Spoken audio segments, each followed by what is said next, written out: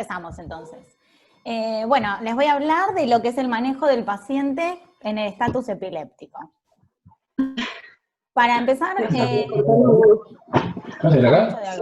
Chicos, acuérdense de desactivar el audio.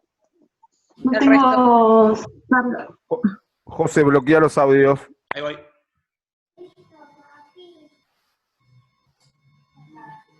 Listo. ¿El mío quedó bien? ¿Se escucha? Sí, el tuyo quedó bien. Perfecto. Listo. Bueno, bueno, para empezar vamos a hablar de algunas definiciones como para definir algunos términos. Primero, ¿qué es una convulsión?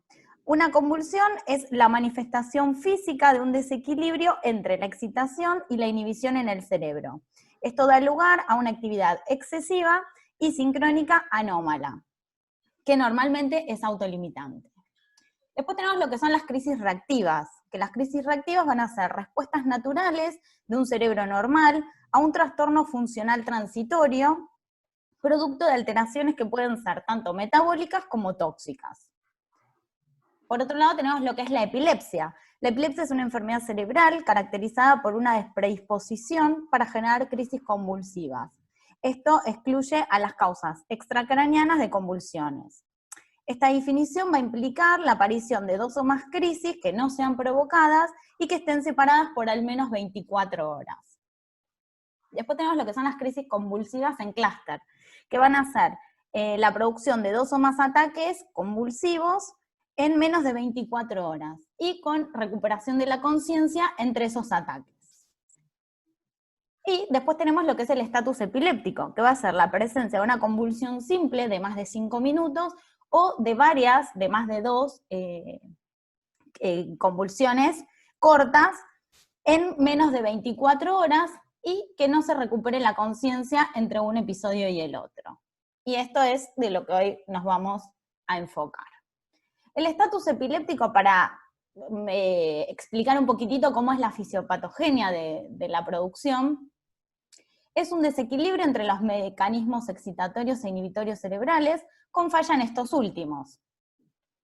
Esta excitación incontrolada va a producir la liberación de neurotransmisores que van a perpetuar este estado. Se va a liberar calcio y potasio y se va a producir la necrosis neuronal por modificación de la permeabilidad de estas membranas neuronales. Se van a internalizar los receptores GABA y se van a exteriorizar más receptores AMPA y NMDA, que son los receptores excitatorios, con lo cual las neuronas van a ser más sensibles a la excitación. En crisis prolongadas lo que va a pasar, ya sea largas o que no tienen cese, que esto podría explicar por qué los fármacos que se usan siempre en los que actúan sobre los receptores inhibitorios dejan de funcionar y son menos eficaces, porque cada vez hay menos de estos receptores y cada vez hay más de los que son excitatorios. Después podemos clasificar el estatus epiléptico según lo que es la etiología. Tenemos por un lado lo que son las crisis reactivas, que como ya dijimos, van a ser convulsiones provocadas por un desorden metabólico o una exposición a una sustancia tóxica. Después tenemos lo que es la epilepsia estructural, que va a estar caracterizada por crisis epilépticas provocadas por patologías cerebrales, tanto intracraneanas, incluyendo lo que son de origen vascular, inflamatorio, infeccioso, traumático, anormalías congénitas y neoplasias. Y después tenemos lo que es la epilepsia idiopática, que es una enfermedad con entidad propia, no es posible explicar su origen, o se asume que hay un componente genético, y donde no se encontraron evidencias de ninguno de los otros tipos de epilepsia. Acá rápidamente les muestro cuáles son las etiologías más comunes en perro. Tenemos de origen vascular, por ejemplo, el infarto, la hemorragia, inflamatorios, moquillo, rabia, toxoplasmosis, neosporosis, criptococosis, traumáticas que pueden ser tanto en traumas recientes como remotos. Esto es importante porque muchas veces en cuanto a la anamnesis podemos identificar que la causa es un trauma que no es de corta data, sino bastante antiguo. Congénitas, hidrocefalia, lisencefalia, proencefalia, metabólicas, encefalopatía hepática, hipotiroidismo, hipoglucemia, hipocalcemia, encefalopatía urémica, idiopática, que sería la epilepsia idiopática, neoplasias, las más comunes meningioma, glioma, ependimoma, y degenerativas, enfermedades por almacenamiento lisosomal. Después, las más comunes en el gato, tenemos también vasculares, encefalopatía isquémica, policitemia, hemorragias, inflamatorias, PIF, toxoplasmosis, neosporosis, criptococosis, abscesos y rabia, traumáticas, lo mismo, recientes o remotos, hidrocefalia y lisencefalia como congénitas, metabólicas, encefalopatía urémica, encefalopatía hepática, hipotiroidismo, hipoglucemia, hipocalcemia, idiopática, epilepsia idiopática, que es mucho menos común que en el perro, neoplásicas, meningioma, glioma, ependimoma, papiloma coloideo, linfoma, metástasis, y degenerativas también enfermedad por almacenamiento lisosomal. Tratamiento, que es lo más importante. Vamos a tener como objetivos detener primero la actividad convulsiva, restaurar la homeostasis, prevenir y o tratar las complicaciones, prevenir crisis convulsivas adicionales y abordar el diagnóstico para llegar a la causa base y poder establecer el tratamiento específico. Estas primeras son las que nosotros vamos a trabajar más que nada en el momento de la emergencia. Como toda emergencia, el manejo inicial del paciente va a ser el ABCD. El A, obviamente las vías aéreas, yo puse en negrita, está marcado como lo que me pareció más importante en cuanto a al paciente en estatus convulsivo. Comprobar la permeabilidad de la vía aérea, sacar cuerpos extraños si los hubiera, estirar el cuello, en lo que es la respiración, comprobar si respira espontáneamente, comprobar y evaluar el esfuerzo y la frecuencia respiratoria, caracterizar los sonidos ventilatorios, administrar oxígeno, intubar y ventilar si fuera necesario. Cuanto a lo que es circulación, comprobar presencia y calidad de pulso, valorar frecuencia cardíaca y su evolución, valorar la presión arterial, administrar líquidos y fármacos vasopresores si fuera necesario, mantener controladas hemorragias y o pérdidas. Y en cuanto al nivel de conciencia, vamos a comprobar la respuesta a estímulos, evaluar pupilas y reflejos básicos, valorar el nivel de dolor y ansiedad, valorar el nivel de glucosa, glucemia, y valorar el posible aumento de la presión intracraneana. Como acto seguido a esto, vamos a, como dijimos, lo primero que vamos a hacer es detener la actividad convulsiva. Para ello vamos a utilizar distintos protocolos farmacológicos. La primera línea de protocolos va a ser para el estatus epiléptico emergente. La segunda línea, un estatus epiléptico urgente, o sea, no funcionó las drogas de la primera línea. Y una tercera línea, estatus epiléptico refractario, donde no funcionó ninguna de las otras dos anteriores. Dentro de lo que es la primera línea vamos a tener lo que son la familia de las benzodiazepinas. Estas son las drogas de primera elección, van a prevenir la actividad convulsiva, potencian la inhibición mediada por el GABA, son agonistas GABA, son muy liposolubles, ahora igual vamos a ver cuáles porque hay una que no. Entonces tienen un rápido comienzo en su acción, su periodo de latencia es corto, pero también la vida media también es corta. Y tienen metabolismo hepático. Como primera elección tenemos el diazepam.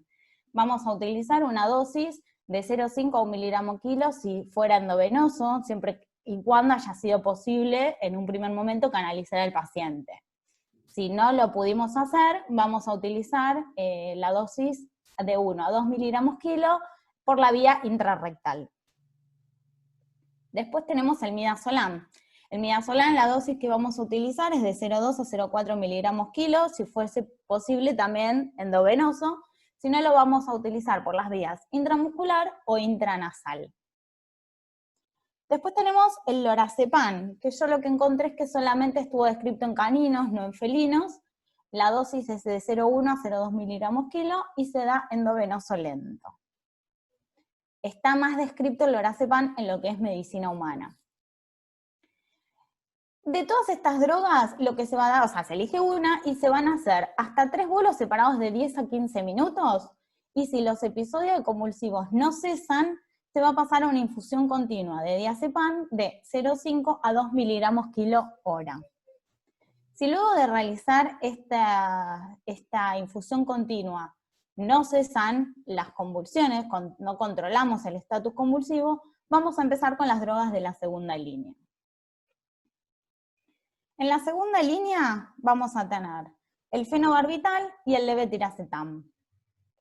Fenobarbital se recomienda su uso solo cuando es después seguido de las benzodiazepinas. Las dosis que vamos a utilizar son bolos de 4 miligramos kilo cada 20 a 30 minutos, hasta llegar a una dosis máxima de 20 miligramos kilo total. Y después vamos a continuar con 3 a 5 miligramos kilo cada 12 horas. Esto estamos hablando de fenobarbital inyectable. Las vías que admite son oral, intramuscular y endovenoso. Después, bueno, se recomienda, como dije, su uso luego de las benzodiazepinas. Pensá que se necesitan entre 15 y 20 minutos para que atraviesen la barrera hematoencefálica y así producir el efecto. También es un agonista GABA, pero actúa sobre otro sitio de acción diferente a las benzodiazepinas. Lo que tiene como contraindicación o como efecto adverso es que puede producir depresión respiratoria y sedación marcada. Después tenemos, hoy me aparece un cartel, el levetiracetam, que es de rápida absorción y vida media también. Tiene como ventaja que tiene mínimo metabolismo hepático, con lo cual si nosotros sospechamos de que nuestro estatus epiléptico es a causa, por ejemplo, de una enfermedad hepática, de una encefalopatía hepática, este sería como el más indicado para su uso, ya que todos los demás son de metabolismo hepático. Lo que tengo, bueno, que yo tenía la información es que era una droga costosa. Las vías de administración permitidas son endovenoso y oral, y las dosis se recomienda hacer un bolo de 60 miligramos kilo, y luego un único bolo a eso, y luego continuar con 20 miligramos kilo cada 8 horas.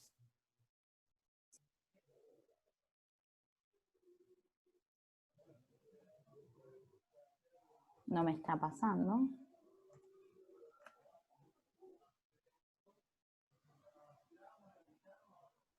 Bueno, después tenemos lo que es la tercera línea. En la tercera línea vamos a tener a drogas que, como verán, son anestésicos generales. Propofol, tiopental sódico, pentobarbital, isoflurano, ketamina. Se van a utilizar cuando no hay respuesta en ninguna de las opciones anteriores. Y como son anestésicos generales, van a requerir un monitoreo estricto y en ocasiones soporte ventilatorio constante. El propofol, como ventaja, tiene efectos tanto antiepilépticos como de disminución de la presión intracraneana. Va a disminuir la actividad del sistema nervioso central y con eso los requerimientos metabólicos, lo cual también es muy bueno.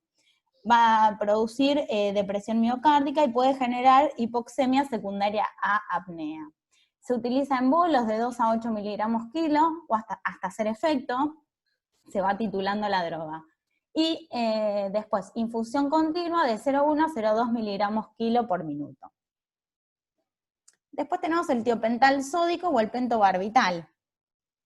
Estas drogas lo que tienen como controvertido, por así decirlo, es que van a interrumpir las manifestaciones clínicas de las convulsiones, pero en muchos casos no tienen poder anticonvulsivante, con lo cual la actividad eléctrica en el cerebro va a continuar, y nosotros no lo vamos a ver. Entonces, es un poco controvertido el uso. Las dosis serían bolos, el tiopental, bolos de 6 a 15 miligramos kilo, endovenoso, e infusión continua de 0,5 a 2 miligramos kilo hora.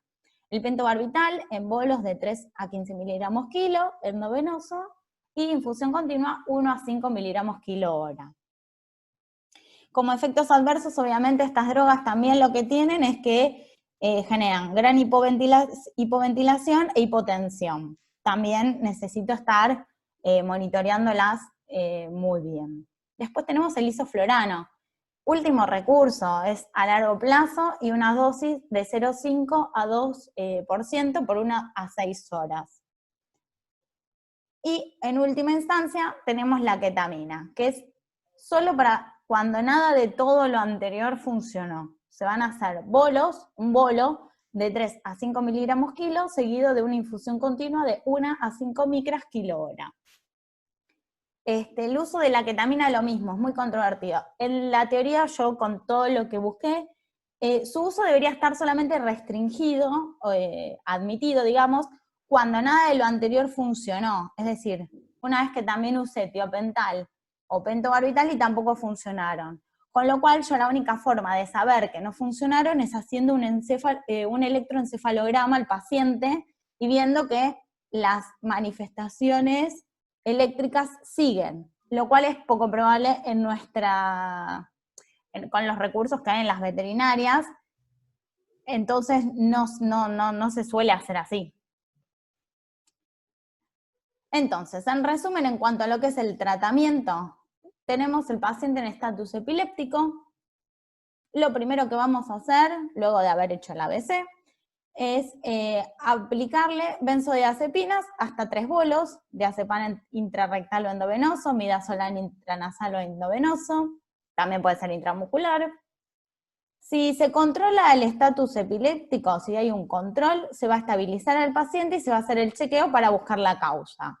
Una de las causas comunes puede ser la hipoglucemia, en la cual se administra dextrosa al 50% o al 25%, y si la causa fue la hipocalcemia, lo que vamos a hacer es administrar gluconato de calcio. Si no hay respuesta al tratamiento, vamos a continuar con benzodiazepinas en infusión continua. Si se controlan el estatus y las convulsiones, lo mismo, vamos a pasar a la instancia diagnóstica. Si no se controla, fracasa el tratamiento, vamos a pasar a lo que es el fenobarbital endovenoso o intramuscular en bolos, o el levotiracetam.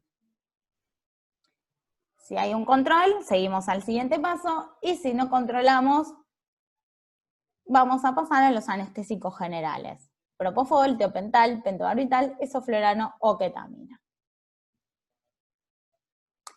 El segundo punto importante es recuperar la homeostasis de ese organismo. ¿Qué tenemos que tener en cuenta? Oxigenoterapia, esto ya lo habíamos dicho en el ABC, importantísimo. En todo paciente vamos a tener que administrar oxígeno. Son pacientes que han venido con un consumo muy alto del oxígeno.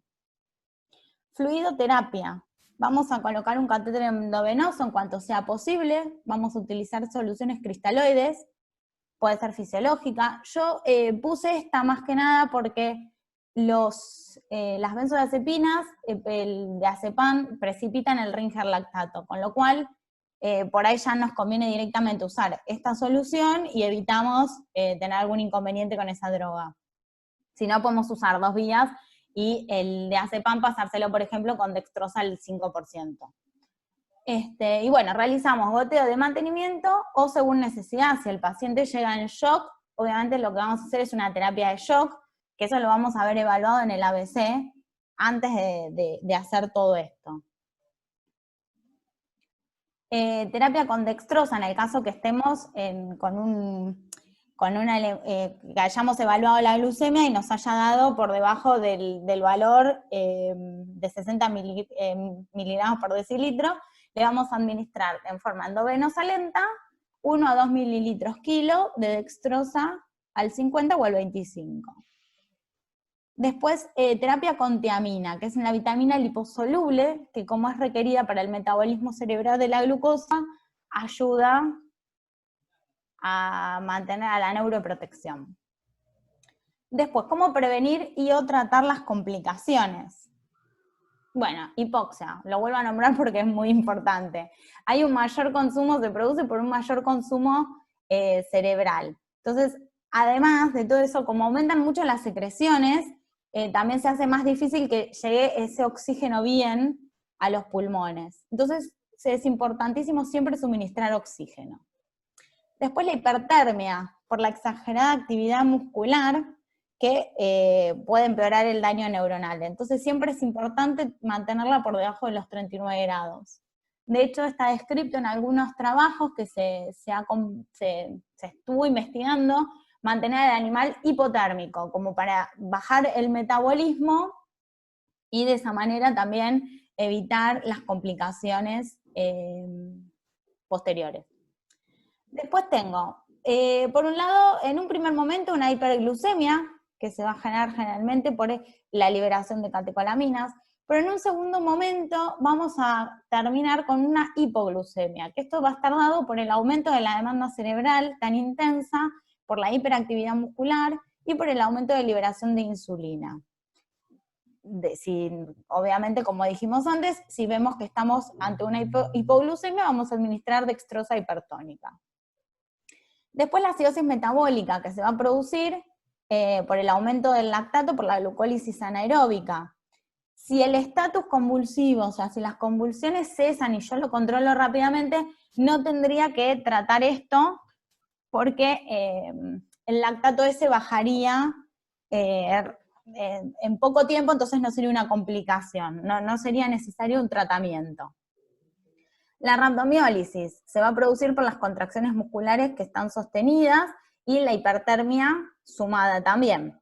Esto va a hacer que se libere la mioglobina y se produzca una falla renal, porque es muy nefrotóxica. Después las arritmias, vamos a tener que controlar estas arritmias y la presión arterial, mantenerla entre 80 y 100 milímetros de mercurio en lo posible para evitar las complicaciones. Y bueno, el aumento de la PIC, de la presión intracraneana, se va a perder el equilibrio, como dijimos, como dijo Dani el otro día, la presión intracraneana generalmente, está regulada o modificada por 3 factores fundamentales, que son el parénquima cerebral, la sangre y el líquido cefalorraquídeo. Cuando uno de esos 3 componentes aumenta, siempre es en detrimento del otro, y aumenta la presión intracraneana. Uy, eso me quedó mal. Bueno. Estatus epiléptico. Vamos a tener que las demandas metabólicas están aumentadas, va a haber un mayor consumo de oxígeno, esto va a generar hipoxia, el ATP y la glucosa cerebral van a estar disminuidos, y el ácido láctico aumentado, generando acidosis metabólica. Por otro lado, esas grandes demandas metabólicas van a hacer que aumenten el flujo sanguíneo cerebral en un primer momento, aumenta la presión de perfusión cerebral, se va a alterar la barrera hematoencefálica y se va a producir edema vasogénico. Esto va a llevar a un aumento de la PIC, sumada, como habíamos visto, en la fisiopatogenia de las convulsiones, de lo que era una convulsión, todo ese daño neurológico que también va a generar edema y aumento de la presión intracraneana. Ese aumento de la presión intracraneana posteriormente nos va a hacer que por mecanismos regulatorios baje el flujo sanguíneo cerebral. Esto me va a generar una isquemia cerebral, liberación de catecolaminas y un aumento en la presión arterial compensando. Esto va a estimular a los vasoreceptores, sistema nervioso parasimpático, lo que me va a generar una bradicardia refleja. La presión arterial aumentada más la bradicardia van a hacer lo que conocemos como el reflejo de Cushing. Esa liberación de catecolaminas, a su vez, van a generar una isquemia miocárdica y arritmias ventriculares, con lo cual voy a tener falla cardíaca. Esa isquemia cerebral me va a generar más edema citotóxico y muerte neuronal. Y todo esto es como se va perpetuando, como es un círculo vicioso entre el aumento de la PIC, la muerte neuronal, el edema citotóxico y la continuación de toda esta situación que sigue generando más convulsiones. El control de la presión intracraneana, acá les puse la formulita para que vean que dependía, la presión de perfusión cerebral dependía de la tensión arterial media y de la presión intracraneana. ¿Cómo vamos a hacer para mantener baja la presión intracraneana, para bajar esa presión? Primero, las maniobras que podemos hacer, que es mantener la cabeza del paciente en un plano inclinado elevado a 30 grados aproximadamente. Vamos a evitar todo lo que es extracción de sangre de yugular, colocar sondas nasales, evitar drogas que produzcan emesis, todo lo que sea para evitar aumentar esa presión. Y después vamos a utilizar agentes hiperosmolares, como por ejemplo la solución salina hipertónica, que puede ser al 3 o al 7,5%. Esta solución la vamos a utilizar en bolos de 3 a 4 mililitros kilo en caninos y 2 mililitros kilo en felinos en 15 minutos. Y se puede repetir cada 6 u 8 horas. Esta solución salina lo que tiene de bueno es que disminuye tanto el edema cerebral como la presión intracraniana. La reducción de la parte del edema vasogénico lo que va a hacer es aumentar la luz de los vasos y con eso mejora el flujo sanguíneo cerebral.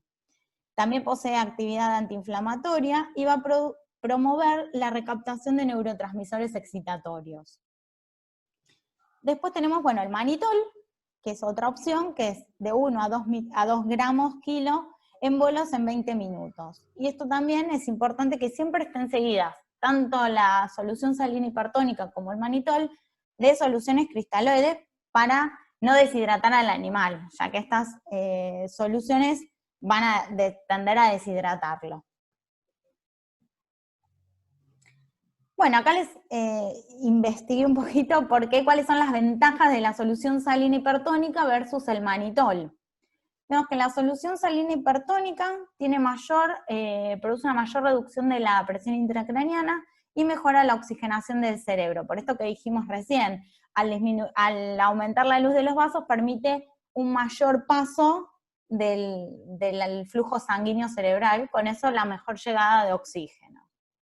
La permeabilidad del sodio en la barrera hematoencefálica está mejor regulada, tiene menor efecto diurético, con lo cual hace que aumente menos el lactato.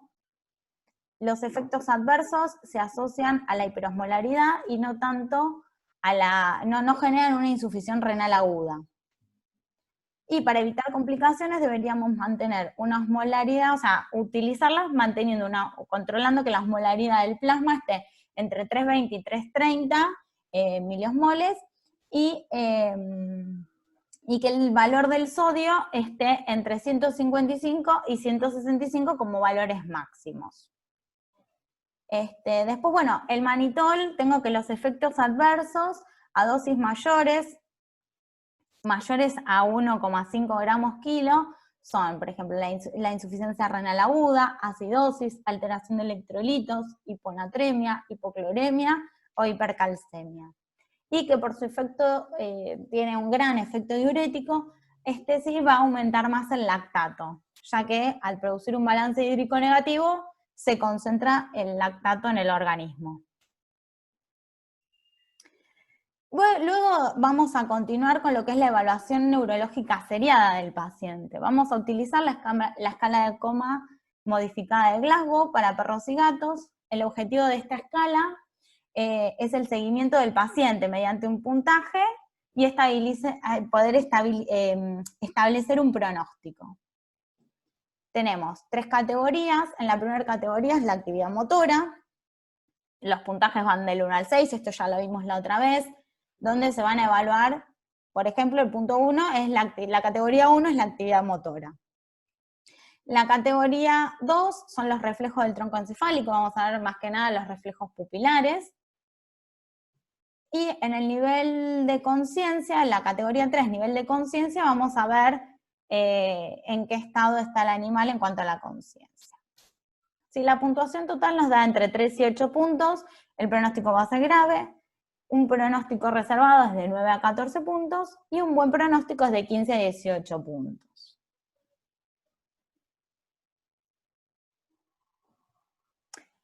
El paso siguiente es prevenir la actividad convulsiva adicional. Vamos a comenzar con un tratamiento anticonvulsivante para evitar otras crisis en todo paciente en el que inicialmente no se descubran metabolopatías y o intoxicaciones, porque si nosotros sabemos que la causa de mis convulsiones que me generó el estatus convulsivo es algo metabólico o intoxicaciones, por ahí no hace falta continuar con el tratamiento anticonvulsivante a largo plazo, porque con tratar esa causa ya no convulsiona más. Y bueno, en el caso de que lo hagamos, si es posible vamos a administrar vía oral, y si no, vamos a seguir utilizando el fenobarbital inyectable a dosis de 2 a 4 miligramos kilo endovenoso o intramuscular cada 12 horas. La dosis.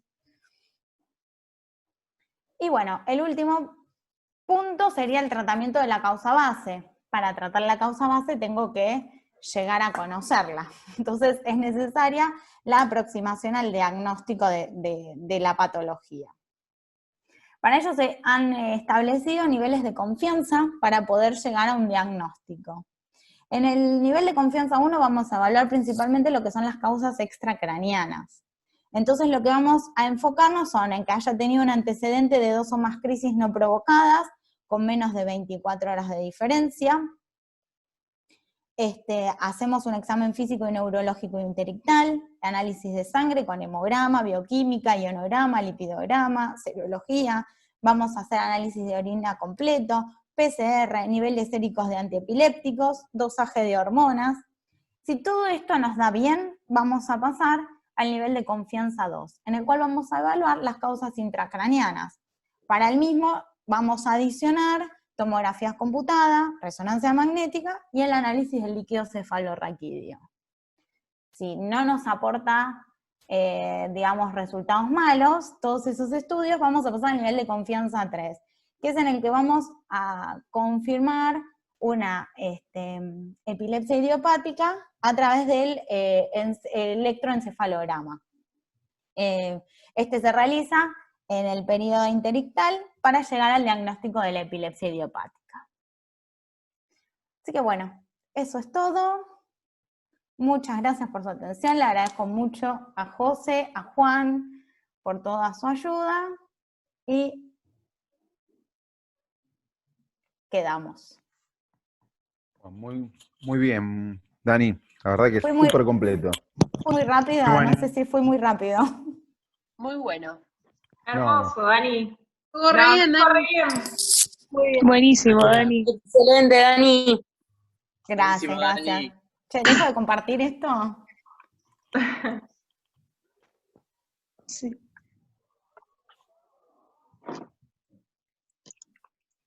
Ahora empiezan las preguntas. Yo tengo la peor conexión de todas las charlas, me parece, así que en cualquier momento se corta, ya se me cortó como 3 veces. Ahí, dejo de Amo- compartir, así nos vemos. Amo a Ernest. Ahí estoy, volví. Excelente, Dani. Bueno, gracias. Pensé que había ido muy Me da rápido. mucha pena. No. Bueno. Bueno, empezamos con las... Mira, quedó todo tan claro Que no hay preguntas, qué grande.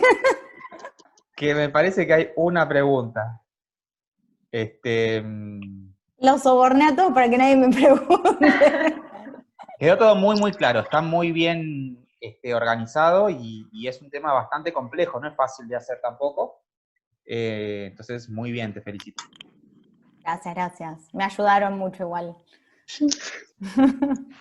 Te leo la única pregunta que hay y cortamos y nos vamos. Dale. Antes que pregunten más cosas, Cortamos ahí. rápido. Aileen preguntó. Está todo en estudio. ¿Los cristaloides que acompañan al manitol o la solución hipertónica se dan en dosis de mantenimiento? Pregunta Aileen. Sí, va a depender de cómo esté el paciente. A ver, no todos los pacientes que llegan en estatus convulsivo llegan en shock. Y como lo dije, o sea, vamos a evaluar cómo está el paciente. Si el paciente no está en un estado de shock, le vamos a dar solamente terapia de mantenimiento. No, ella te habla después de darle manitol y después de darle hipertónica. No, vamos a darle más que un mantenimiento, pero vamos... De reversa, mami, de reversa. No, que pensé que me estaba hablando, sí, no le había entendido. No sé, la verdad, no lo había pensado, qué grado de deshidratación le pondrías, como, o sea, no le vas a hacer una terapia de shock, porque tampoco es para tanto, pero para mí le haces un poco más que un mantenimiento. No sabría decirte cuánto. No, está bien, vos tenés que reponer los fluidos que va a orinar. Claro. Si podés medir Entonces, la diuresis, es por así. ahí, No, o sea... Cuando vos usás un diurético tenés que medir la diuresis. ¿Por qué? Si ese bicho no orina, estás en problema. Además tenés que saber cuánto líquido expulsa para saber cuánto reponer. Pero es un poquito más amplia que la terapia de mantenimiento. Exacto, Un vos poquito mayor. tenés que reponer lo que pierde por orina, para eso tenés que sondearlo y medir la diuresis. Sí. No es un mantenimiento. Aileen pregunta, ¿es un mantenimiento? Sí, No es no. el extremo de un shock, pero no es un Claro. mantenimiento. Pero sí es una fluidoterapia acorde a la cantidad de líquido que está perdiendo. ¿Sí? Sí, y es dinámico también, vos ese paciente lo vas a tener internado, entonces Claro. vas ir viendo cómo varía sus parámetros hemodinámicos, su estado de hidratación y su diuresis en base al tratamiento que le hagas. No es lo mismo hacer un tratamiento solo que hacer un tratamiento cada 6-8 horas, como Claro. pasa en los convulsivos refractarios, en los que tienen episodios refractarios, o el que tiene convulsiones constantemente y lo tenés que tener sedado, en coma farmacológico, ¿no? Bueno, entonces vas viendo cómo evoluciona durante tu guardia también. O sea, no lo deshidratemos porque vamos a intoxicarlo más aún. Tampoco lo sobrehidratemos. Una cosa que dijo Dani muy bien, entre el manitol y la hipertónica de cloruro de sodio, que el manitol deshidrata muchísimo, muchísimo más que la hipertónica de cloruro de sodio. Entonces, cuando ustedes hacen un tratamiento con manitol, que tal vez sea lo que más tengan a mano en la clínica para tratar este tipo de problemas, la fluidoterapia después tiene que ser superior a la que harían con hipertónica, ¿sí? Con hipertónica de cloruro de sodio. El manitol deshidrata mucho porque produce una diuresis muy, muy alta, de 10 a 15 mililitros kilo, tranquilamente te la puede producir apenas a los 15 minutos de que se lo pasás. Entonces habría que rehidratarlo mucho más que en la hipertónica, que es una de las ventajas que las marcan como ventaja para la utilización de hipertónica por sobre manitol, que ella las enumeró también en un momento. ¿Sí? Después de eso, ¿quedó claro, Aileen? Chicos, Bueno, ¿quién da la gracias. próxima charla? Bueno, Bueno, chicos, bueno, chao. la próxima Noé, Hoy nos vamos. comemos tempranito. Qué bueno. Juan Pablo Empiece Molino la dice, pregunta que se la, empiece buenísimo, que se la Dani. bancan. Buenísimo, Dani. Galaxy J2 Prime dice, muy bueno. Creo que era Alejandra, ¿no? Sí. No, no era. Sí. Sí, Ah, sí. Vicky dice, genia, Dani, muy bueno todo. Difícil de resumir todo tan bien, Ay, gracias. dice Vicky. Que no, jamás planteo hacer una charla, nada, a veces es la bola en mano. Duda de trauma cráneoencefálico y de esta también, y así lo responden. Me Las encantó, dudas que dice tengan, no sé. Paula Fulgensi, muy bueno, dice Dani, muy bueno, dice Juli. Lautaro dice, excelente, Dani, gracias. ¿Y ya está? Bueno, qué suerte. Me había preparado por si me preguntaban cosas y no me preguntaron.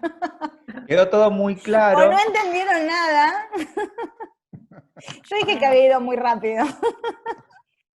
No, no hay fuiste que- rápido. Es para procesarlo. Igual nada, los tratamientos es. Los tratamientos tal vez sea lo más complicado porque es lo que más dudas nos genera al momento que llega un paciente. Ella lo explicó bien, poniéndolo por pautas, las 3 líneas de tratamiento. Hablábamos en trauma craneoencefálico sobre el uso de la ketamina. ¿Querés hablar un poquitito sobre eso, Dani? Bueno, es como le dije antes, en teoría lo que dicen los libros, en casi todas las publicaciones nuevas, por lo menos encontré también que se usa. Yo encontré que se usaba así, en un bolo, que era una dosis alta, porque eran 3 a 5 miligramos kilo, y después sí se mantenía en dosis bien bajitas. El tema es así, su uso debería ser solamente si nada funcionó, y si yo tuve la posibilidad de hacerle un electroencefalograma entre los episodios, después de haberle dado o el tiopental o el pentobarbital, y donde yo demuestre realmente que tiene actividad, porque la manifestación clínica no va a estar, yo no lo voy a ver al animal convulsionando, pero yo debería ver por el electroencefalograma que está la actividad convulsiva activa, lo cual es básicamente no creo que nadie tiene un electroencefalograma para, o sea, nadie hace en la clínica diaria, no estamos con esas posibilidades. Entonces, nada, yo lo puse porque está descrito, pero bueno, habría que ver, tampoco conozco a nadie que haya usado ketamina como para ver en qué situación la usó, si realmente la usó como última instancia después de agotar todo lo otro, y qué resultados le dio. También había encontrado que la dosis, tanto dosis altas como bajas, en esos casos, o sea, se podían usar porque una dosis, ahora no me acuerdo exactamente, ahora se las busco, la dosis alta creo que hacía que se internalice, o sea, a ver, paren, un segundo que lo voy a buscar porque es más fácil. Mientras ella lo busca, yo lo que Sí. los aclaro que no tenemos todas las drogas que nombró Eso también. ella a disposición en las clínicas. Lo que ustedes deberían, Agustina Ríos, llegó un poco tarde. Niñas que tienen cosas de primera y tercera línea, las de segunda nadie la tiene. Claro, el DAS es el fenobarbital inyectable, que es buenísimo, no está en todo, en pocos lados lo tienen. Sí. Y nosotros deberíamos intentar con al menos una droga de cada una de las líneas o de lo que tengamos a mano las respuestas. Muchas veces probamos con el diazepam, no responde con el diazepam y le damos midazolam. Y si no respondió el diazepam, tenés que pasar a una segunda droga, a una segunda familia. Mínimamente cambiar para ver si tiene respuesta. Si no tenés, deberíamos tener como segunda instancia fenobarbital. Yo la verdad que no tengo donde trabajo y no he trabajado nunca en un lugar que tuviera fenobarbital. Desconozco la facilidad con la que se consigue y desconozco el precio, desconozco la facilidad de su uso. Pero sí de tercera línea sí tengo drogas. Entonces, si la primera línea no respondió y no podemos pasar a la segunda, pasamos a la tercera. Pero deberíamos probar nosotros en el orden en el cual ella lo dijo, no con todos, obviamente, no le vas a dar 14 drogas porque no las tenés muy probablemente, pero sí deberíamos ir en línea como lo planteó ella, probar con una de cada familia hasta conseguir respuesta. No es tampoco lo más común que el animal no responda a nada. Tenés que tener mucha mala suerte de que te toque un perro que no le pega nada y le tenés que dar con todo. Refractario. Aparte, por eso está también, vos es complejo porque tenés que hacer muchas cosas al mismo tiempo. También vos tenés que, de algún punto, más allá de ocuparte de la emergencia de la convulsión, es de fijarte la causa. Porque, por ejemplo, si la causa es la hipoglucemia, vos solamente se soluciona fácil. Entonces, le mandás miel endovenosa y chao. Claro. Si vos no le medís la glucemia, va a ser refractario y se te va a morir refractario, porque por más que le des lo que le des, nunca va a dejar de tener convulsiones. Entonces, todo. Hay dos cosas que medimos en el momento y que nos pueden decir que el animal está convulsionando por eso. La temperatura y la glucemia. Son las dos cosas iniciales que tenemos que medir en un paciente que llega en un estatus convulsivo. Porque el animal puede tener la urea en 70.000 y la creatinina en 240.000, pero no se lo vamos a bajar inmediatamente, pero sí le vamos a bajar la temperatura y sí le vamos a subir la glucemia. Entonces, si el perro continúa convulsionando, cuidado Juan que tenés a alguien atrás, si el perro continúa convulsionando porque tiene 25 es justamente de glucosa. es justamente el motivo por el cual tengo el micrófono apagado. Está bien. Mucha gente dando vuelta. Che, José, igual te pregunto algo con respecto a lo que vos estás diciendo. Sí. Pero justamente las convulsiones... Pregúntale a Dani, a mí no. ¿No te llevan a Dani? ¿No te llevan a una hipoglucemia? Sí, a largo plazo sí. Sí, Por sí, eso sí. digo, es difícil discernir ahí cuál es el... Claro, pero bueno, vos lo que haces es, le das, le aplicás la solución. Disculpen, se me tildó. ¿Podés repetir la pregunta? Sí, que yo le decía, porque José decía de que lo primero que hay que hacer cuando entra el animal es temperatura, medir temperatura y glucemia. Sí, sí. Y yo digo que, obviamente, si una de las causas es la hipoglucemia, pero que también el hecho de las convulsiones estas prolongadas te llevan a una hipoglucemia. Entonces, bueno, sí, ahí lo explicó Dani igual. Claro, Pero ahí, bueno, lo que lo pasa. mismo la hipertermia, porque en realidad también te va a generar una hipertermia las mismas convulsiones. Claro. Pero bueno, también ahí creo que va a ser importante la anamnesis y ver el tipo de paciente. Si es un cachorrito y bueno, tenés chance de que esa hipoglucemia, por ejemplo, sea real y que sea previa y sea la que te genera las convulsiones. Si es un paciente que estuvo comiendo hasta hace poco y es raro que sea hipoglucémico, salvo que Perfecto. tenga Insulinoma. un insulinoma y no me salía. Pero Sí, Buenísimo. es así, o sea, puede ser la causa de origen o la consecuencia. En cualquiera de los dos Claro. casos lo tenés que tratar. Así que no te modifica demasiado cuándo se originó. Vos sabés que en el momento en el que te llega el paciente está con 42 de temperatura o está con 14 de glucosa. Bueno, las dos cosas las tratás y después investigás a ver a qué se debió. El estatus o la causa de convulsión pudo haber empezado hace 1 hora, esa causa ya se murió y el paciente nunca subió de 20 la glucosa, entonces continúa convulsionando. O esa Claro. causa ya se murió y nunca le bajó de 43 la temperatura, entonces continúa convulsionando. Bueno, vos tratás esas dos cosas independientemente de cuándo se originaron.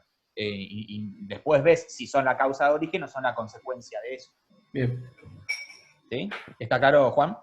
Sí, sí, sí. O sea, por cualquier motivo igualmente lo tenés que tomar porque lo vas a tener que corregir. Lo primero que Sean o tenés que no. hacer en un paciente, tratando la convulsión primero, ¿no? Que te llega, ya es tomarle que llega convulsionando o posictial o que tuvo una convulsión recién, tomar la temperatura y tomarle la glucosa, la glucemia. Bien. Porque son las dos cosas que podés Bien. solucionar en el momento. No podés solucionar Perfecto. el hígado que no funciona, y no podés solucionar el moquillo, Más y vale. no le podés solucionar la toxoplasmosis, pero sí le podés solucionar la glucemia y la temperatura.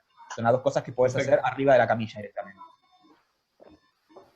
Atención, que hay otra pregunta. No nos desconectamos. Dice Juli, Que no se corte. que no se corte. ¿Recomiendan darle a los dueños diazepam para que usen en sus casas interrectal en una emergencia? ¿Cuánto tiempo puede durar el fármaco en la jeringa?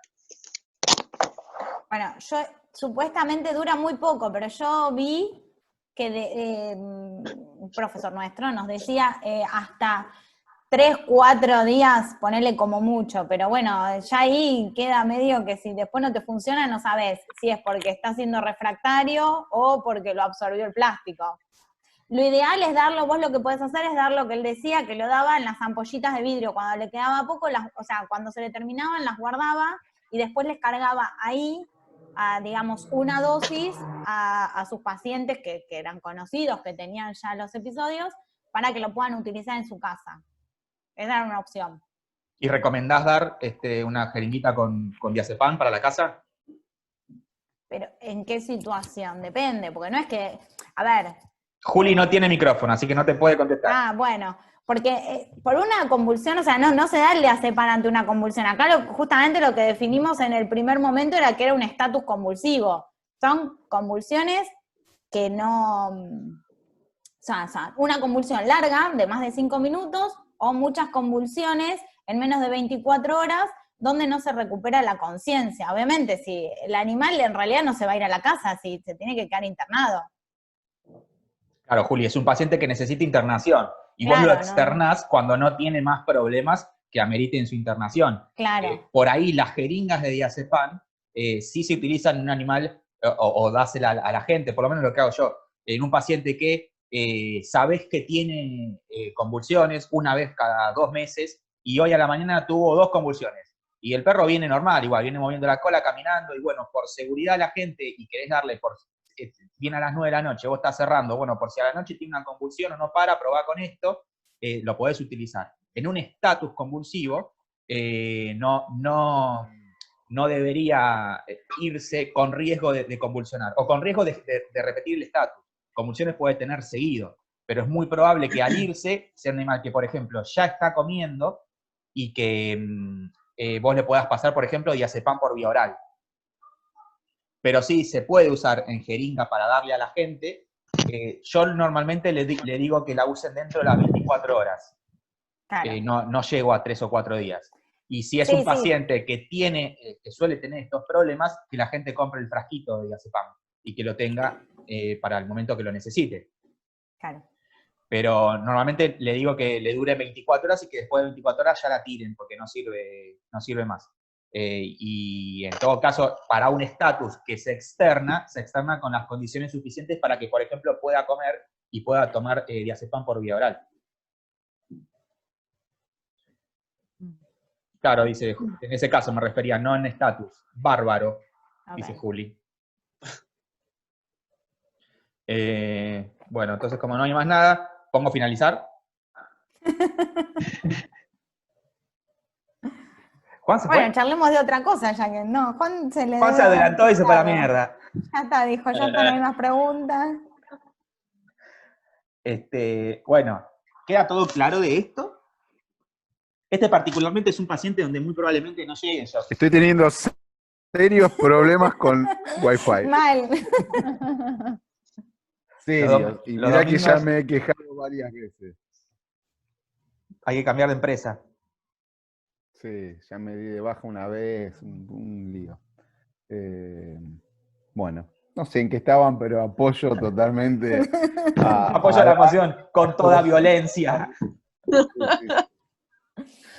Este paciente particularmente es un paciente que probablemente no llegue choqueado, porque salvo que sea secundario a un trauma y a una pérdida de sangre, ese tipo de cosas, no es lo más común que lleguen pacientes choqueados. Entonces, particularmente en este zafaron con la fluidoterapia, porque no la tienen que hacer a ritmo de shock. Pero sí, Chorro. a chorro.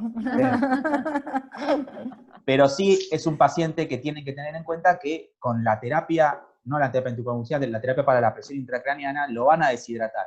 Entonces, eso que preguntaba Eileen es así, o sea, no se hace un fluido de mantenimiento, sino que se hace una fluidoterapia correspondiente a la cantidad de líquido que está perdiendo por orina. ¿Sí? Bueno. La pregunta que no quiero hacer. ¿Alguien Ahora, tenía una vale. duda de trauma craneoencefálico? Muy bien, valiente. Yo no hablo porque se me va a cortar justo cuando hable, así que No, igual Mira, igual escucho. Las estuvo dos bueno porque Danielas iban a por preparar un tema juntas, ¿no? No iban a defender una y a defender la otra. No. Dale, pueden empezar, dale.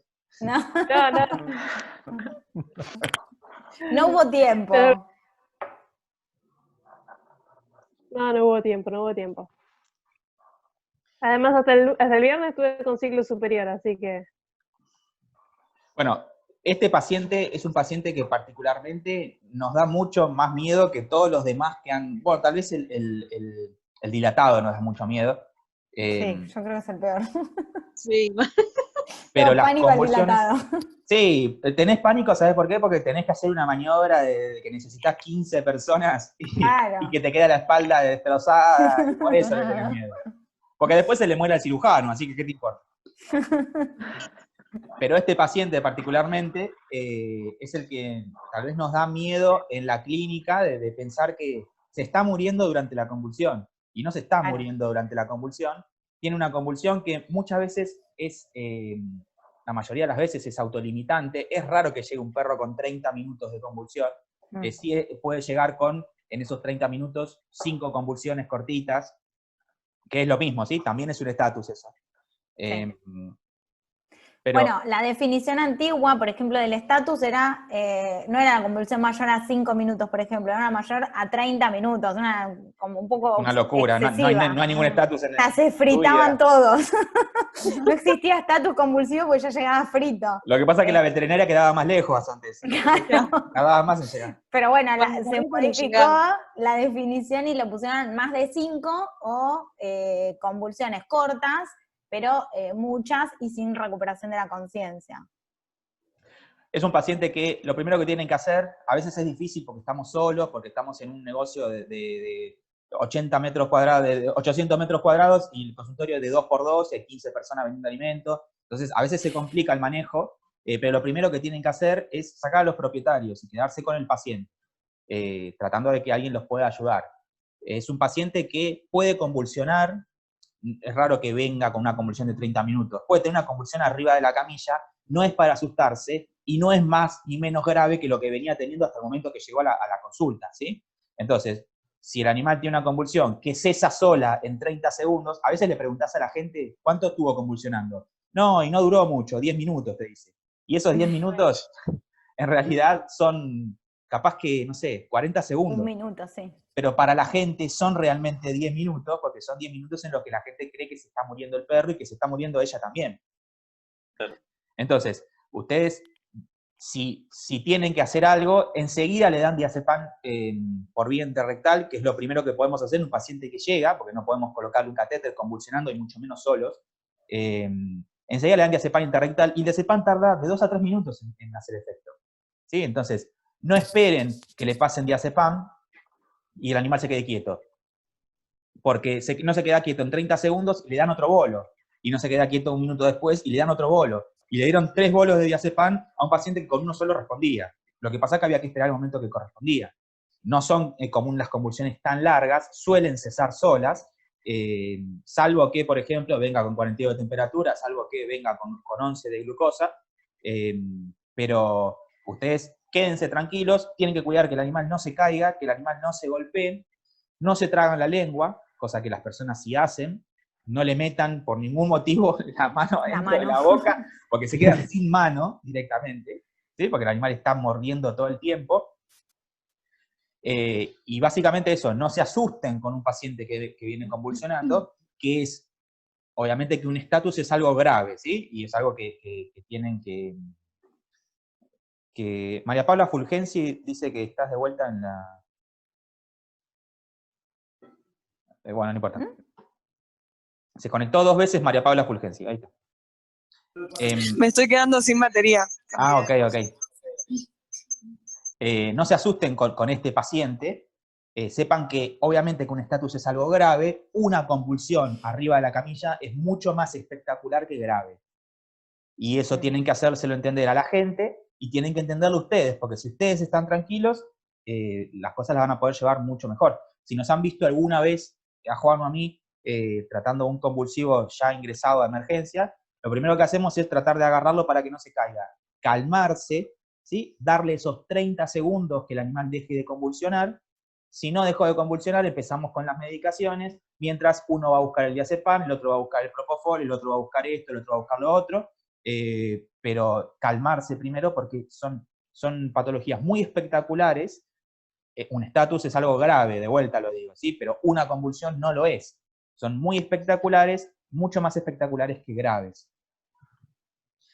Muy importante en estos pacientes, lo mismo que decíamos con trauma, oxigenoterapia. La oxigenoterapia es esencial en estos pacientes que están con un déficit de oxígeno en el cerebro, porque el daño cerebral va a venir por la actividad convulsiva y posteriormente por la hipoxia cerebral. ¿Sí? Entonces, tiene que estar con oxigenoterapia, no midiendo la saturación de oxígeno, sino directamente de entrada es un paciente que necesita 2 cosas. Primero necesita que le bajen, que le frenen la convulsión, ¿no? Pero necesita sedación, sí o sí es un paciente con sedación, independientemente del problema que lo traiga.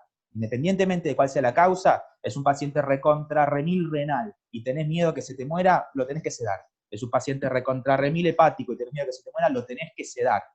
Sedación y oxigenoterapia. Son las 2 cosas esenciales para este paciente.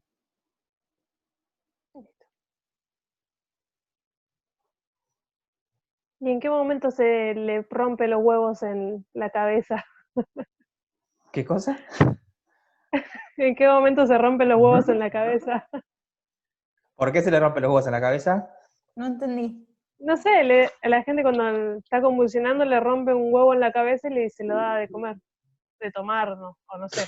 Ah, yo no sabía eso. Yo nunca lo escuché. Tampoco. No lo había escuchado Hay- nunca. ¿En qué hay un zona video hacen de eso? Muy de zona oeste eso. Sí, no. Ah, Urbano. él es de Recoleta, ¿viste? ¿Cómo es? ¿Se le rompe un huevo en la cabeza? Hay uno que dice que le tenés que romper el huevo en la cabeza y otro que se lo tenés que dar de comer. Me imagino la falsa Falsa vía mientras está convulsivando el perro. Sí, seguro. Pero De bueno. los creadores de Marlo, de Choclo. Sí. Acá hablo desde Chavo las de tinieblas. limones. Aceite quemado, viene el huevo en la cabeza. Está muy bien. No, pero andá a darle un huevo a un perro que esté casi... Imposible. Claro. ¿Cómo hace? Voy a buscar el Aparte un video que enchastre, después por todos lados, un huevo. Voy a buscar el video y se lo voy a mandar al grupo, de cómo le dan de comer, de tomar, no sé, como 3 huevos al pobre perro. Y después encima para rematarle mete un manguerazo en la boca. Y para empujarlo. Se la quiere matar, no sé. Está intubando. Está intubando. Esa risa del más allá. Risa de bruja, ¿qué carajo? Esa risa del más allá de Aileen creo que fue. Sí, es Aileen. Hacía mucho que no la escuchábamos reírse así. Así Es risa de bruja en dibujito animado.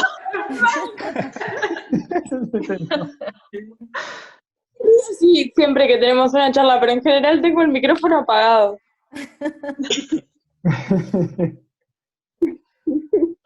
Bueno, ¿dudas entonces ninguna otra? Yo no puedo creer. Cada Y vez mejor, José, chicos. Vos decías de que son pacientes con sedación, vos ahí elegirías el Propofol, la de tercera línea, digamos, antes que el tiopental, por lo que decía Dani de... Mira, yo el tiopental no lo uso. Me parece que es una medicación que es difícil de controlar, el goteo de tiopental o de pentobarbital. Es depresor respiratorio y depresor cardíaco. Y me resulta mayor depresor respiratorio que el mismo Propofol. ¿Sí? Claro. Entonces, es una droga que particularmente no tengo donde trabajo, pero sí he tenido en algún momento, y me da mucho más miedo que cualquiera de las otras. Sumado a que hay una cosa que decía Dani, explicarlo vos sobre las manifestaciones. Claro, que van a cesar las manifestaciones clínicas, o sea, vos no lo vas a ver que se mueve ni nada, no va a tener la manifestación de la convulsión, pero sí a nivel cerebral, eléctricamente, la convulsión va a existir, va a estar también funcionando. Entonces, en un punto, o sea, todo ese daño cerebral va a seguir sigue produciéndose. Claro. O sea, la neurona está excitada, pero los brazos no se mueven. Eso es lo que está ocurriendo. Claro, sí, no se refleja la actividad, digamos. Exacto. No se ve la actividad motora, pero sigue la actividad eléctrica. Lo que pasa es que para corroborar eso necesitas hacer un electrocefalograma. ¿Y quién se lo hace? ¿Que no tenés vos, José? No, no tengo. Otra cosa que me olvidé decirles también, que venía el caso de estas drogas del tiopental o el pentobarbital, es que muchas veces el despertar es también medio así feo. Entonces también produce aullidos, delirio, como fasciculaciones raras, que muchas veces encima se confunden con que está teniendo un episodio convulsivo nuevo. Y no, por ahí es simplemente el despertar normal con esa droga. Sí. Otra de las contras que tiene, ¿no?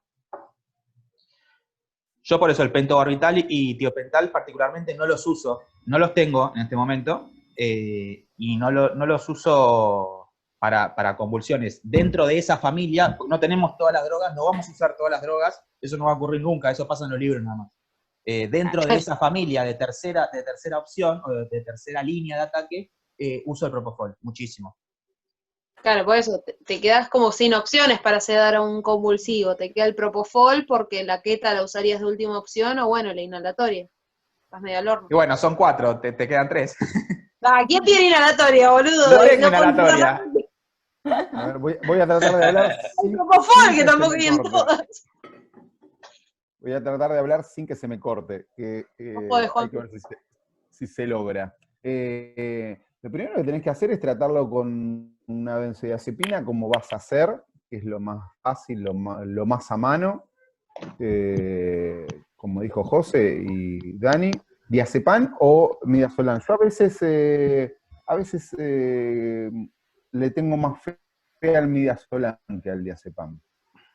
Y después, no hay bicho que se resista al Propofol. No hay bicho, por lo menos en mi experiencia, no se resiste nunca al Propofol. Che, se cortó, pues los veo todos frisados. No, se escuchó todo. No, pero se escuchó todo.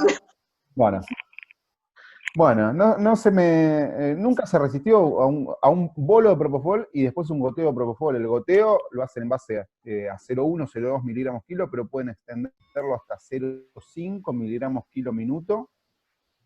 Y se cortan las convulsiones ahí. Lo que pasa, obviamente, estamos preparando las chicas charlas sobre trauma craneoencefálico, tratamiento de convulsiones por estatus. Hay que decir lo que dice los trabajos científicos, sino porque tampoco tenemos tanta experiencia nosotros, tal vez los que sí tienen muchísima experiencia, vieron convulsiones refractarias a todo. A mí no me tocó. Los bichos que más convulsiones tienen mucho tiempo es el típico ejemplo del gato, yo hoy lo comentaba con Dani y con José, los gatos con pipetas de perros, con pietroides. Bueno, esos gatos los mantenés en coma farmacológico, no barbitúrico, con propofol, hasta que vos le vas cortando el goteo y responden y se levantan sin convulsiones. Si no los tenés, yo he tenido gatos hasta 2 días, también es un tema que hablamos, que es el síndrome de la infusión de propofol, que te produce acidosis y bradicardia y algunos no bradicardia. Bueno, algunos problemas. Sí, bradicardia.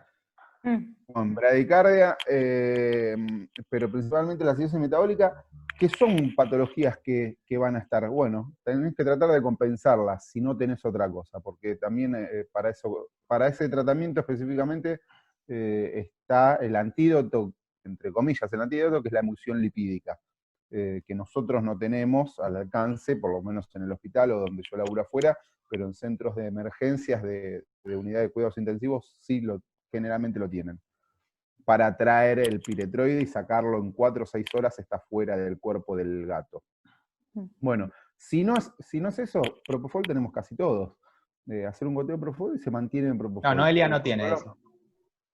Bueno, lo que pasa es que si no tenés propofol... Yo tampoco, pero tampoco es un lugar de emergencias, lo derivo. Exactamente, Sí, eso es lo que pasa. Si vos no tenés... Vos lo sacás del estatus, ponele y lo mandás a internarse y a la mierda. Exactamente. Claro. Tiene que pasar eso. Y después me iba a decir algo. Después, los gatos generalmente, o perro, algún que otro perro también tuve, pero con trauma cráneoencefálico. Que lo tenés mucho tiempo con propofol, después quedan atáxicos 1 o 2 días, que no sabes si le quedó la secuela o está desintoxicándose de su propofol. Y generalmente no son secuelas, sino que se desintoxican y después vuelven a una vida normal. Al principio, cuando le cortás el goteo, no sabes si le quedó una secuela, que se le quemó el cerebro literalmente, o no. Bueno, eso como para aportar un poquito más. Tratando que no se me corte. No se cortó, Juanpi. Muy bien, hablaste bien. También estamos hablando de días de coma, por el motivo que sea, con la droga que sea, quise decir, que no siempre es algo posible en la clínica privada también, ustedes tengan en cuenta que las veces que a mí me ha tocado estatus convulsivo de más de 48 horas, terminaron en eutanasias, porque la gente no puede seguir costeando un animal en coma durante, ¿cuánto? 3 días más, con la posibilidad de que la recuperación neurológica sea nula. Realmente en clínica privada no llegamos tal vez a la extensión que marcan los libros para la utilización de otro tipo de medicaciones. Pero tengan en cuenta eso también al momento de pensar en uso esto, uso lo otro, porque muchas veces la refractariedad se da con el tiempo, y el tiempo es algo que nos juega en contra en la clínica privada porque es un tratamiento caro que muchas veces no se puede costear. Entonces, tal vez tengan en cuenta esto también, ¿sí? Otra pregunta de Juli. Eileen pregunta... Para acá hay una de Juli. Juli dice, ¿cuál es la benzodiazepina no liposoluble que mencionaste, Dani? El midazolam. No. Bueno, el midazolam no es liposoluble, es hidrosoluble. O sea, tiene un... ¿Seguro? El vehículo es diferente. Sí. Era diferente, que lo tengo en algún lado. Es otro vehículo diferente al del lorazepam y al del diazepam. Que te digo, ¿cuál es?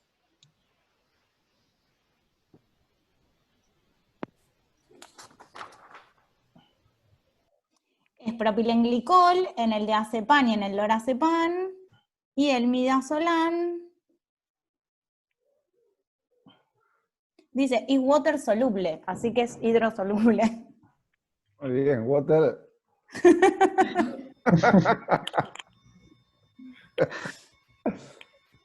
Yo no estoy tan seguro de esto, pero no te voy a desautorizar adelante de todo. No, no voy a sé, yo hacer. lo saqué de ahí del Critical Care, ¿viste? No sé. Bueno, ahora vemos. Después lo busco bien, pero Porque no bueno. te quiero desautorizar había adelante de una todo más. el mundo. Había una más que era con L. El levetiracetam. Ah, O levotiracetam. Yo en todos lados lo Levetiracetam. encontré como leve, pero capaz que depende del idioma. Chicos, yo me voy despidiendo. Tengo que... Otro asunto. Dale. Bueno, Te felicito, Bueno, Dani, muy Dani. bueno. Gracias. Chao a todos. chao. Chao, chao. Chao. Bueno, y con respecto a la otra, la de Aileen, después de cuánto tiempo se genera acidosis por la infusión continua de propofol. Esto lo vas midiendo, va a estar internado el animal y vas haciendo medios internos, y ahí te vas a dar cuenta. Lo que pasa es que es un animal que está en coma farmacológico, sí o sí tiene que tener controles. No lo vas a internar en un lugar donde no le puedas hacer un chequeo sanguíneo mínimamente una vez por día, Por día. porque está en coma. Entonces no sabés, en base a... Porque la bradicardia te das cuenta, la bradicardia es muy fácil, pero el medio interno no sabés, excepto que empiece a hiperventilar, excepto que empiece a hacer algunas otras cosas. Al estar en coma no lo va a hacer. Entonces vos no te puedes dar cuenta clínicamente que está en acidosis metabólica, ¿sí? Ok, Se habla- pero no hay Tenía un más tiempo o menos que era estimulado. así, 48 horas Exacto. más o menos. Se habla más o menos de Ah, 48 o sea. horas Sí. para que generen esos signos. Ok, gracias. No, de nada. No va a ser en el día. Claro, no es pensé por que un ponerle bolo después y de unas 6 horas. No. No. Claro. Se habla más o menos de goteos de 48 horas. Por eso te digo lo de la refractariedad en el tiempo, que no se condice mucho con lo que nuestra posibilidad en la clínica privada, al menos. La posibilidad económica, no la nuestra, la posibilidad económica de la gente de mantener un animal por más de 48 horas en coma farmacológico internado. De vuelta, no es un paciente que se terminó el coma, se levanta y se va a su casa caminando, donde vos tenés que aclararle que existe la posibilidad que el perro no se recupere, o el gato, no se recupere nunca más. Y después de 48 horas de estar dormido y no parar de convulsionar, bueno, tiene más chance de no recuperarse. Claro. Entonces, muchas veces estos pacientes terminan en eutanasia cuando llegan al punto al punto en el cual serían refractarios a otro tipo de medicaciones. Che, qué bien que la hizo Dani, ¿viste? Se fue antes que le pregunte nadie nada. Preguntó. Disculpe, ¿cuál yo dijo? tengo otra No, cosa que hay hacer, no vivo en Disney. Hay que ser sincero, che, no se bajó Preguntó sola, igual. sino que preguntó. Y hay otra, de Noé. Noé. Para decidir si hacer otro tratamiento descompresivo, ¿te vas guiando por la clínica o se recomienda hacer siempre alguna cantidad de ciclos? ¿Entendió? Qué horrible Dani. pregunta. Sí, no, para no la entender. O sea, si siempre haces descompresiva, vos preguntás o primero No. orás. Para hacer los descompresivos de manitol o cloruro de sodio, ¿no? Decís, ¿arranco con uno y voy guiándome por la clínica o siempre necesito hacer mínimamente una cantidad? Ah, de descompresivas, no de No, de convulsivas. descompresivos. No, para mí, no sé, pero lo vas viendo en la clínica. O sea, según la respuesta O sea, vos tenías distintos parámetros para medir la PIC.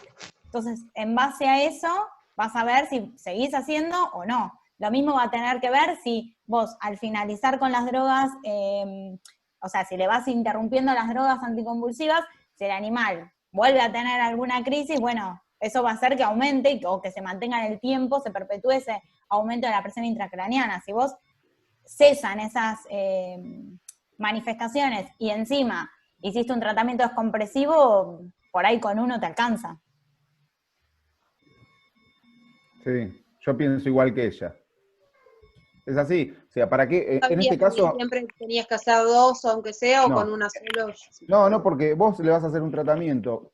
Si no es necesario, si es necesario, le vas a hacer los que corresponda, los que necesite. Ahora, si no es necesario, no lo deshidrates de más. Si vos, en este caso, hablando de convulsiones, le cortaste la convulsión, ya está, se va a la casa con un tratamiento ambulatorio que corresponda, si encontraste el origen o no, o lo mandás al neurólogo o lo que sea, y en el caso del trauma craneoencefálico, si clínicamente el animal está mejor de cuando llegó, no es necesario. Ahora, si vos sospechás que no está del todo bien, ahí sí le puedes hacer otro tratamiento. O si el animal está internado y no responde, le puedes hacer un tratamiento. La realidad es que si vos le hiciste 3 tratamientos, cada 8 horas, 6-8 horas, 3-4 tratamientos, y no respondió, por ejemplo, en el trauma craneoencefálico, el pronóstico es malo.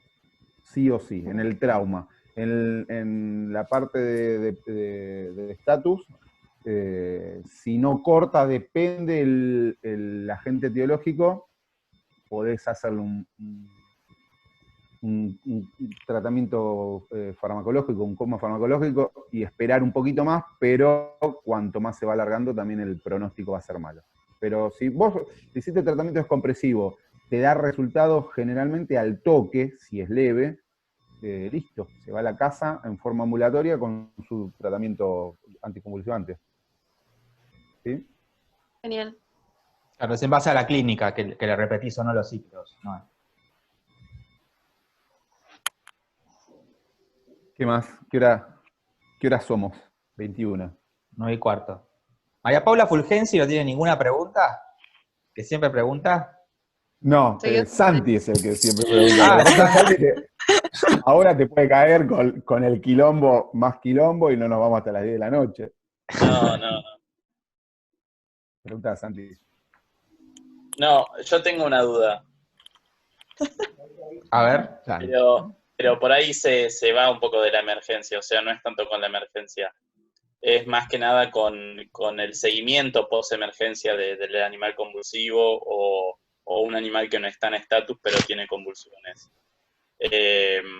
Che, ¿se fue Dani? No. Yo no la veo. Sí, se fue. Sí. Desapareció. Mira, acá, loco, Tenía tiran miedo a la bomba de pregunta humo de y se van Santi. todos. Empecé a preguntar y desapareció. Mirá lo que hiciste, Santiago. ¿Será casualidad? Se fue la disertante. Mirá lo que hiciste. Mirá lo que hiciste, boludo. Bueno, dale, Santi. No, que viste. Tratamiento ambulatorio, ¿querés saber? Sí, el tratamiento, digamos, ya cuando el animal está comiendo y está compensado, ¿no? O sea, uno por ahí arranca con fenobarbital, pero el fenobarbital tarda un tiempo en alcanzar una buena concentración como para poder paliar. ¿Qué Mira, conviene? se lo habíamos dicho que le iban a preguntar eso y tenía ya todas las respuestas. Excelente. Si ¿La se esperamos? engancha, te lo dice y tenés Y esperémosla. Y Y se le esperémosla. cortó, pobre. ¿Cómo no es la pregunta, tema entonces? de esta conversación, no es Dijo tema que de se esta le cortó. conversación, Sí. pero ¿Cómo es la pregunta, pero- entonces, Santi?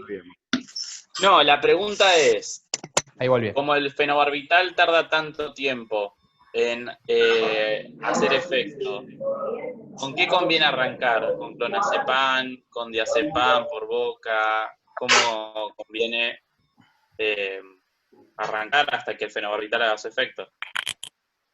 ¿Escuchaste, Ahí Dani? volvió Dani, me puede decir. Micrófono Estás apagado. sin audio. Micrófono. Se me fue, se me murió también la computadora. Los estoy contagiando. No sé qué hablar en el medio, desaparecí. ¿Escuchaste la pregunta de Santi o no llegaste? ambulatorio. No escuché nada. Bueno, Santi pregunta si, como tarda tanto tiempo el fenobarbital en hacer efecto, una vez que se va de la clínica, ¿qué haces en el medio? ¿Lo mandás solo con fenobarbital? ¿Le sumás otra cosa? No, Tratamiento oral para la casa, ¿no? Claro. Ambulatorio, después el diazepam, también en conjunto los primeros días, le das las dos. Te empieza a tomar el fenobarbital y el diazepam vía oral se lo das para que tome digamos, esos días va a mantener sin convulsiones por el diazepam y hasta que le empiece a hacer efecto y a llegar a las concentraciones plasmáticas del fenobarbital. Del fenobarbital. Entonces, ¿conviene el diazepam y no el clonazepam? A eso le estuvimos hablando. Desconozco la respuesta. Yo la verdad que no tengo experiencia para usar clonazepam. Sí, Ok. he tenido pacientes, por ejemplo, de Pellegrino o de Rigasi, que contaba Juan, que sí les dan clonazepam. No sé si en el momento de salir de la internación o lo usan adyuvante durante el tratamiento por convulsiones por otro tipo que no hayan llegado a un estatus, ¿sí?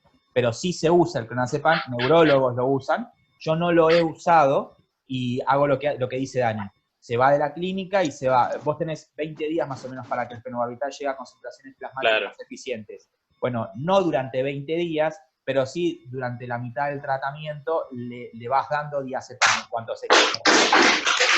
¿Qué es eso? ¿Qué explotó? Mal. Dejen de cachetearse. Sí. Es mi micrófono, creo, una botella. Sí, es tuyo, Pau. Quilombo, hoy estás haciendo un quilombo bárbaro, Paula. Estoy en el living, por eso tenía el micrófono apagado, papá.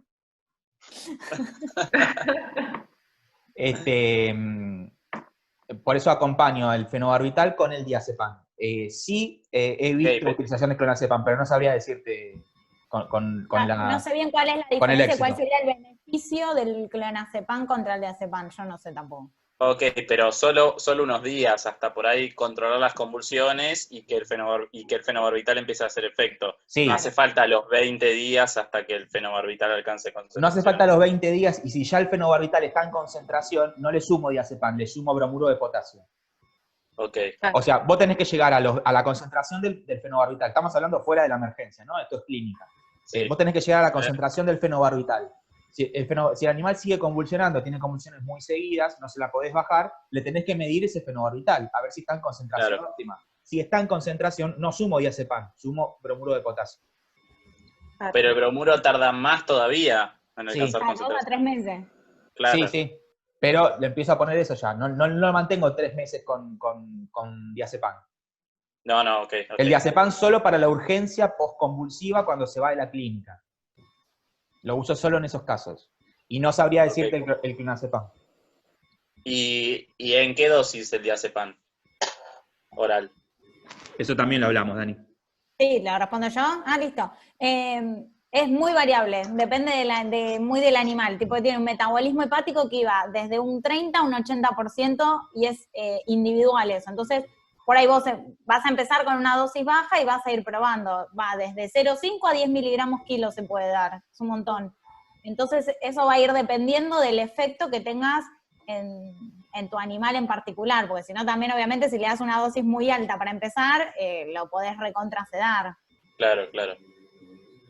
Bien. ¿Y el diazepam hay que sacarlo de a poco porque puede dar efecto rebote o me vendieron un verso con eso? Yo lo retiro de a poco.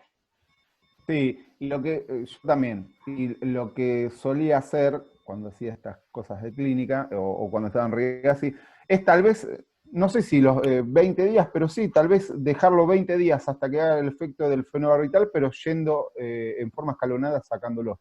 A ver, lo que pasa es que vos lo sacás. Si tenés una convulsión, lo subís.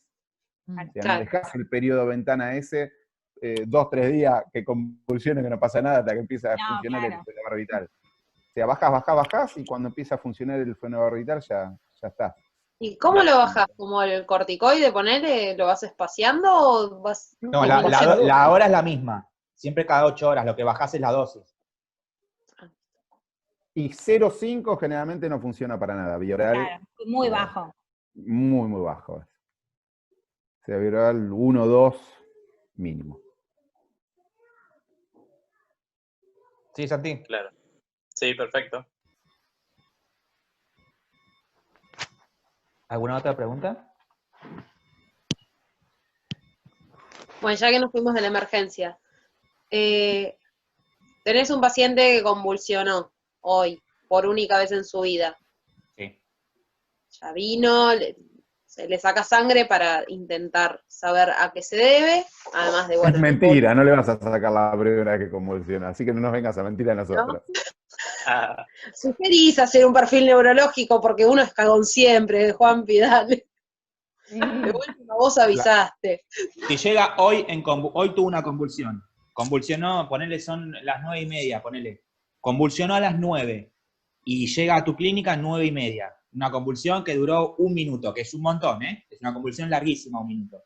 ¿Qué haces vos en tu clínica? ¿Lo recibís en la camilla y qué haces, no? ¿Le sacás sangre?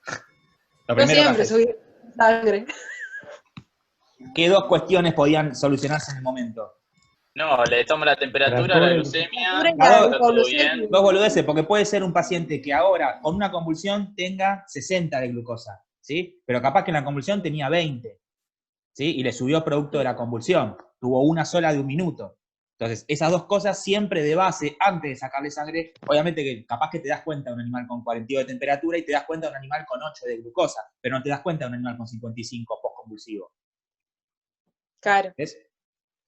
Sí, pero, o sea, si ya sacaste eso, digamos, de lado. No, no lo habías hecho, perdóname. Perdón. Diagnóstico, a esto. Para indicar el fenobarbital, esperamos igual siempre. No, pero eso es una mala praxis. O sea, una convulsión y se va con el fenobarbital es mala praxis. Por eso, ahí no estaría nunca indicado. No, para nada. Primero De hecho, por investigar. eso la Mirá, se diferencia ofendió entre- José y se fue. Se ofendió y se fue a la mierda, José. Mirá lo que, Una convulsión. mirá lo que haces. Una convulsión corta y única vez en su vida tampoco le das, o sea, si ya está bien y se recuperó bien y una sola, ni siquiera le das diazepam tampoco, o sea. Claro. Claro, no doy nada ahí. Ahí pones a investigar la causa que lo ocasionó. Por eso sí yo Y le hay que sacaría ver sangre también. Si realmente es Si una no, si convulsión. son Claro. convulsiones muy pegadas, porque si es un episodio cada 6 meses, tampoco debería tener sentido dar fenobarbital. No. Se da cuando creo que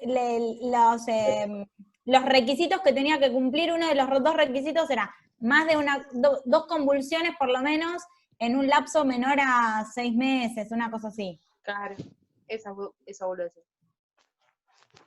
Sí, por una convulsión no empezás a medicar. Claro.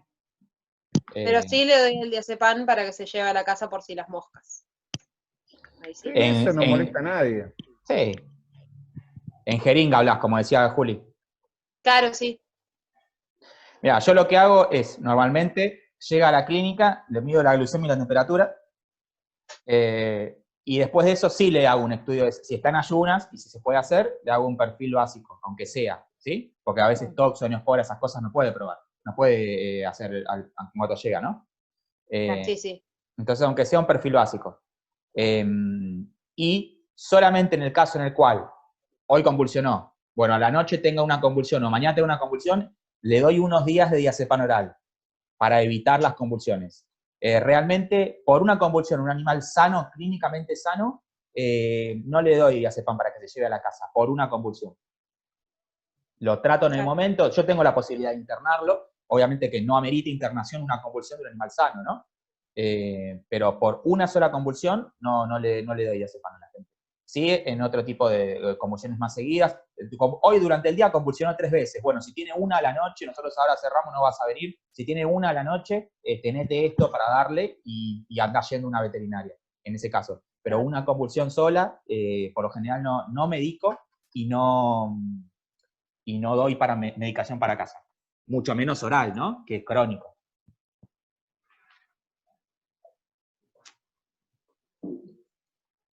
¿Está claro? ¿Qué es ese ruido? ¿Alguien tiene una cigarra, una chicharra encarcelada? No lo escucho. No, algo que vibraba, ¿no? Fue un vibrador. Porque era yo. No, yo lo escuché también. Ah. Bueno, ¿listo entonces? ¿Todo claro? ¿Ninguna otra pregunta? ¿De ninguna otra charla? ¿De nada? Mira, vale abrir los ojos, no sea cosa que hablen de este vejez. Digo. Una preguntita, ¿vale? Además ya se reolvidó todo. Olvidate, ya está. Quedó en el pasado. Escribió, vale. No, digamos. Bueno, entonces cortamos. Listo. Ahora ¿Y la semana que viene? La próxima. O Laura. Sí. Ah, Lauri no está. No, Lauri no está. Si no, tenemos a Noé, que ya está casi preparada, ¿no?